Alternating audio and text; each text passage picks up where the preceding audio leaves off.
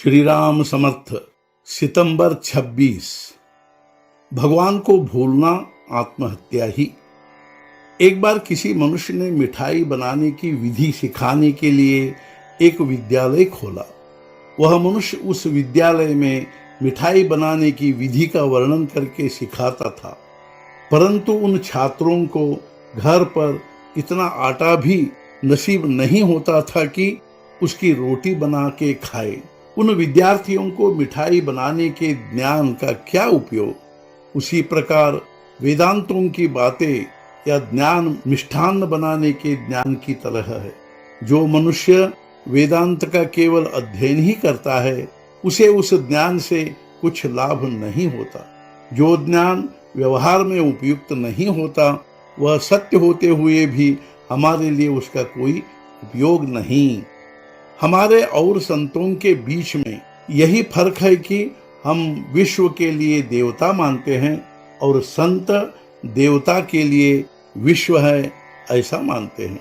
वास्तवता तो यह है कि जो बात आचरण में लाने के लिए सहज होती है, वह समझाने के लिए कठिन होती है। उसे तो अनुभव से ही जानना पड़ता है। जो अनुभव दूसरों पर निर्भर होता है, उसे अधूरा समझा जाए। मतलब यह है कि जब मिलावट करने पर कोई पदार्थ स्वाददार बनता है, तो यह माने कि दोनों पदार्थ अपूर्ण है। इस विश्व में परिपूर्ण केवल भगवान ही है। उसे भूलना आत्महत्या ही है। अतः हमेशा उनके समीप, उनके नामस्मरण में रहने का प्रयास करें। सभी कीर्तनों का सार यही होता है, केवल प्रस्तुत करने की विधि भिन्न होती है। प्रभु राम ने सभी बंदरों को सीता जी की खोज करने के लिए कहा। हर कोई बंदर हूं हूं की ध्वनि करके खोज के लिए चला गया, लेकिन हनुमान जी बहुत तेज बुद्धि के थे। उन्होंने पूछा, सीता जी को कैसे पहचाने? तब श्री राम जी ने सीता जी का बहुत वर्णन किया। वह बहुत सुंदर है ऐसा कहा, किंतु हनुमान जी तो यह भी नहीं जानते थे कि सुंदर स्त्री कैसे दिखाई देते हैं। तब प्रभु श्री राम ने उससे कहा, जो मैं कह रहा हूं वह शायद तुम्हें नहीं समझ रहा है, तो तुम एक बात ध्यान में रखो।